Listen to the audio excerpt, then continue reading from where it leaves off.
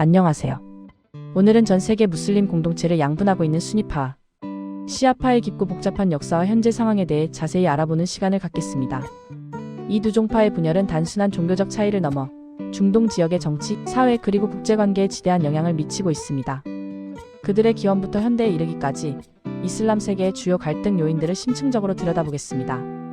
중동 문제에 대한 이해의 폭을 넓히는 데 필수적인 이 주제는 단순한 역사적 사실의 나열이 아니라 살아 숨쉬는 현대사의 한 단면을 보여줄 것입니다. 수니파와 시아파의 분열은 7세기 이슬람의 창시자이자 예언자인 무함마드가 632년에 세상을 떠나면서 시작되었습니다. 무함마드는 아라비아 반도에 이슬람이라는 새로운 종교를 전파하고 강력한 공동체인 umma-를 건설했습니다. 그러나 그가 생전에 자신의 후계자를 명확히 지명하지 않았다는 사실은 그가 남긴 거대한 공동체에 크나큰 의문과 혼란을 남겼습니다. 이로 인해 누가 이슬람 공동체의 지도자, 즉 칼리파가 되어야 하는지에 대한 격렬한 논쟁과 권력 다툼이 벌어지게 됩니다. 이 논쟁의 핵심은 바로 지도자의 정당성에 대한 서로 다른 해석에서 비롯되었습니다. 수니파는 순나-sunah, 즉 예언자의 관행과 공동체의 합의 이즈마를 중요하게 여기는 종파입니다. 그들은 무함마드가 후계자를 명확히 지명하지 않았으므로 이슬람 공동체의 원로들이 모여 가장 덕망 있고 유능한 인물을 선출해야 한다고 주장했습니다. 이러한 합의 정신을 바탕으로 무함마드의 절친한 동료이자 장인이었던 아부바크르 에부 바kr가 초대 칼리프로 선출되었습니다. 그는 무함마드의 가장 가까운 동반자였으며 공동체에 대한 헌신과 리더십을 인정받았습니다. 이후 우마르 MAR, 오스만 UTHMAN 그리고 알리 이븐 아비 탈리브 알리 이번 ABITALIB가 차례로 칼리프가 되었습니다.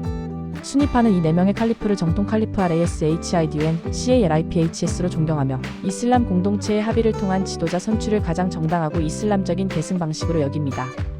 전 세계 무슬림의 약 8,590%를 차지하는 수니파는 이슬람 세계의 압도적인 다수를 이루고 있으며 그들의 교리는 이슬람 법학, 신학, 윤리의 주류를 형성하고 있습니다. 반면 시아파는 무함마드의 혈통과 신성한 계승을 강조하는 종파입니다. 그들은 무함마드가 생전에 자신의 사촌이자 사위인 알리 이븐 아비 탈리브를 후계자로 명시적으로 지명했다고 주장합니다. 알리는 무함마드의 가르침을 가장 잘 이해하고 계승할 수 있는 인물이며 신으로부터 특별한 영적인 지혜와 지위를 부여받았다고 생각했습니다. 따라서 알리만이 정당한 이마마임이자 칼리프가 될 수 있다고 주장했습니다. 시아트 알리 SHIAT 알리는 알리의 무리라는 뜻으로 여기에서 시아파라는 이름이 유래했습니다. 시아파에게 알리는 단순한 정치적 지도자를 넘어 영적인 권위를 지닌 존재, 즉 이맘으로 숭배됩니다. 이 이맘은 예언자적 계시를 직접 받지는 않지만 신의 지상 대리자로서 공동체를 영적으로 인도하고 종교적 진리를 해석하는 절대적인 권위를 가집니다. 시아파는 이맘의 혈통적 계승을 매우 중요하게 여기며 알리로부터 시작된 이맘의 계보를 통해 신성한 지혜가 이어진다고 믿습니다. 이 초기 분열은 단순히 정치적 리더십에 대한 의견 차이로 끝나지 않았고 시간이 흐르면서 돌이킬 수 없는 비극적인 사건들을 겪으며 더욱 심화되었습니다. 알리는 4번째 정통 칼리프가 된 후에도 무아위야와 같은 반대 세력과의 갈등에 시달렸고 결국 661년에 암살당하는 비극을 맞습니다. 그의 죽음은 시아파에게 깊은 슬픔과 함께 박해의 시작을 알리는 신호탄이었습니다. 더욱이 알리의 아들이자 무함마드의 손자인 후세인 HUSAYN 이번 알리 역시 680년 카르발라 KARBALA 전투에서 우마이야 왕조 군대에 의해 잔인하게 살해당합니다. 이 사건은 시아파에게 씻을 수 없는 깊은 상처와 비애를 남겼으며 수니파와의 관계를 돌이킬 수 없는 지점으로 몰아갔습니다. 카르발라의 비극은 시아파 정체성의 핵심을 이루는 사건으로 시아파는 매년 이슬람력 무하람 월의 10일인 아슈라의 날에 SHURA에 후세인의 순교를 기리며 애도하는 의식을 거행합니다. 이 의식은 단순한 추모를 넘어 정의를 위한 희생과 압제에 대한 저항이라는 시아파의 정신을 상징합니다. 시간이 흐르면서 이러한 정치적 분열은 단순한 권력 다툼을 넘어 종교적, 사상적, 법학적 차이로 더욱 심화되었습니다. 수니파와 시아파는 이맘에 대한 근본적인 관점 차이를 보입니다. 수니파는 이맘을 단순히 기도와 예배를 인도하는 종교 지도자로 여기며 그들에게 특별한 신성한 권위나 신과의 직접적인 연결고리를 부여하지 않습니다.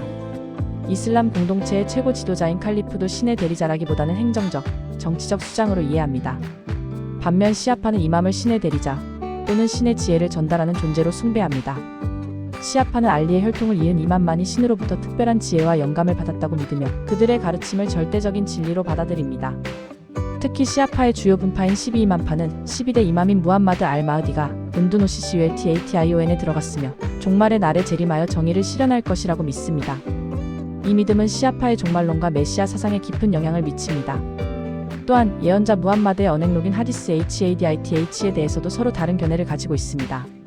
수니파는 자신들의 학자들이 엄격한 검증 절차를 거쳐 수집하고 분류한 하디스 모음집의 사이의 부하리, 사이의 무슬림을 따르는 반면 시아파는 수니파의 하디스 중 상당수를 인정하지 않으며 자신들의 이맘들을 통해 전해진 하디스들을 더 신뢰합니다.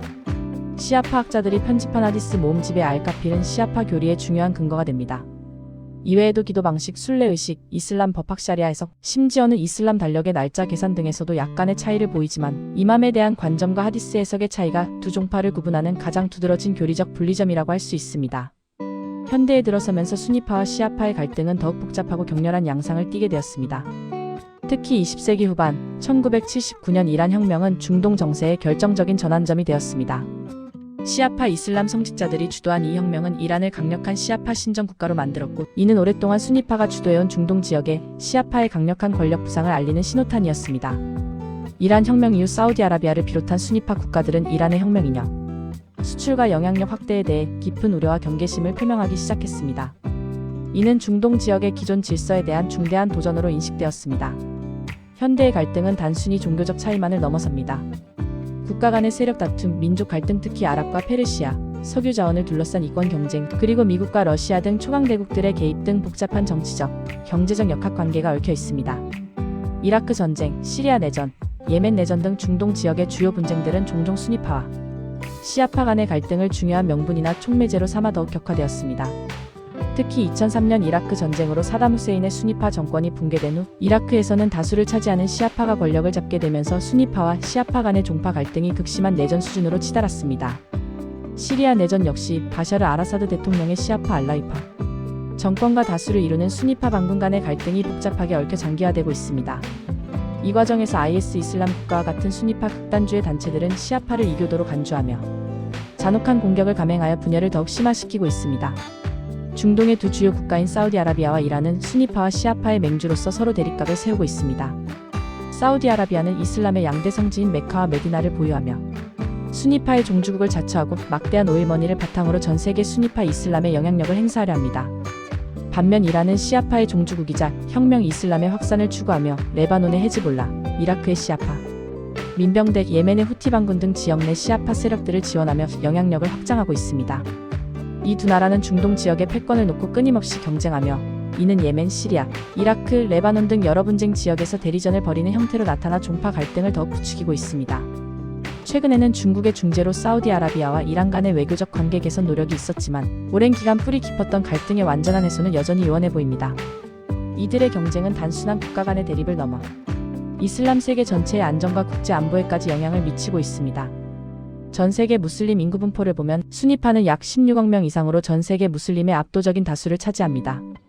인도네시아, 이집트, 방글라데시, 터키, 사우디아라비아, 파키스탄, 알제리, 모로코 등 수많은 국가들이 수니파 다수 국가입니다. 이들은 북아프리카에서 동남아시아에 이르는 광대한 지역에 분포되어 있습니다. 반면 시아파는 약 1억 5천만에서 2억 명 정도로 추산되며 전체 무슬림 인구의 약 1015%를 차지합니다. 이란은 세계 최대의 시아파 국가이며 이라크, 아제르바이잔, 바레인 등이 시아파 다수 국가입니다. 또한 레바논, 시리아, 특히 알라이파, 예멘 자이드파, 파키스탄, 아프가니스탄 등지에도 상당수의 시아파 인구가 거주하고 있습니다. 이러한 인구 분포는 각 지역의 정치적 역학관계와 종파 간 갈등 양상에 직접적인 영향을 미칩니다. 현재 수니파와 시아파 간의 종파 갈등은 여전히 중동 지역의 불안정을 야기하는 주요 원인 중 하나로 남아 있습니다. 이 갈등은 수많은 인명피해와 난민 발생, 그리고 인도주의적 위기를 초래하고 있으며 때로는 국제적인 테러 조직의 활동에까지 영향을 미치고 있습니다. 그러나 모든 수니파와 시아파 신자들이 서로를 증오하고 싸우는 것은 아닙니다.